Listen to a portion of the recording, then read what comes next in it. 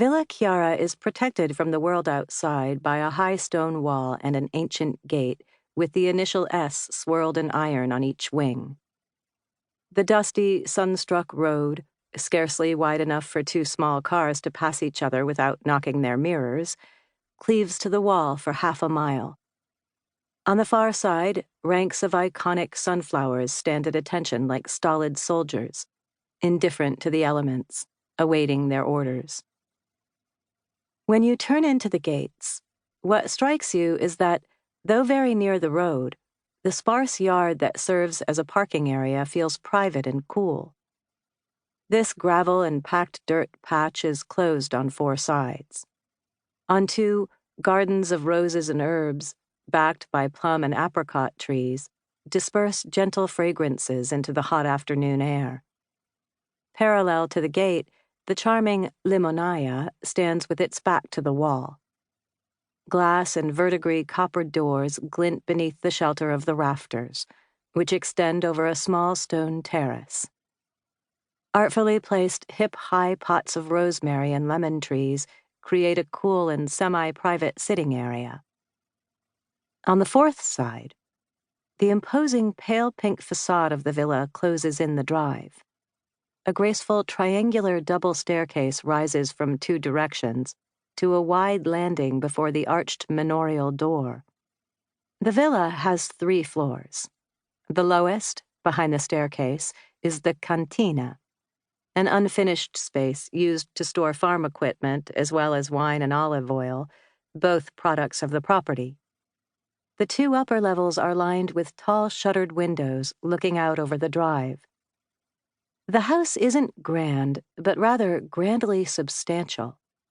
And because of the perimeter wall, it is impossible to view it from any distance.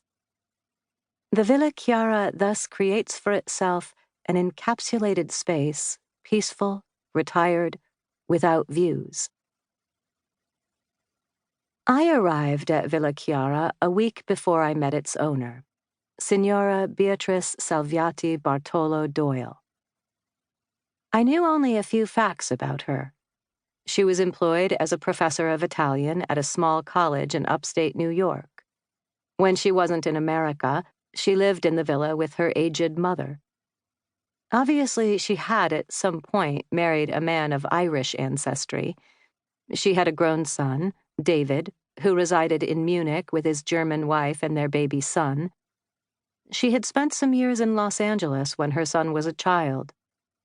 She rented out a small apartment at the villa, but only to tenants recommended by friends.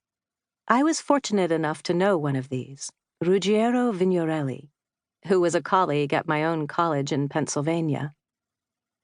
The apartment, created from the Limonaia, an outbuilding designed to shelter citrus trees in the winter, comprised a kitchen and sitting room on the first floor, a large airy bedroom and minimalist bath. The shower was an open-tiled area with a drain and a shower head on the second. Signora Doyle had renovated it for her son and his wife so that they might have more privacy when they drove down from Munich to visit. It was the first of many decisions about her property that suggested a lack of foresight. In a few years, the couple would have 2 children and the space would be too small. On my first visit, in the summer of 1983, I had written instructions from Signora Doyle directing me to the far end of the villa, beyond the imposing staircase, where I was to knock at the door I would find beneath a wisteria arbor and ask for Signora Mima, Signora Doyle's cousin, who lived there and would give me the key to the apartment. I had very little Italian, but I hoped it would be sufficient to see me through this simple task. I parked my rental car in the drive facing the villa and easily spotted the wisteria bower and the door. There was no bell, so I rapped sharply 3 times on the dark wood, waited until I had counted to 50, and rapped again. I heard footsteps dimly, slowly approaching. And then the door slid open and a chubby, white-haired crone peered out at me, squinting as if I gave off light. "Buongiorno, signora," I said. Sono qui per prendere la chiave dell'appartamento di signora Doyle.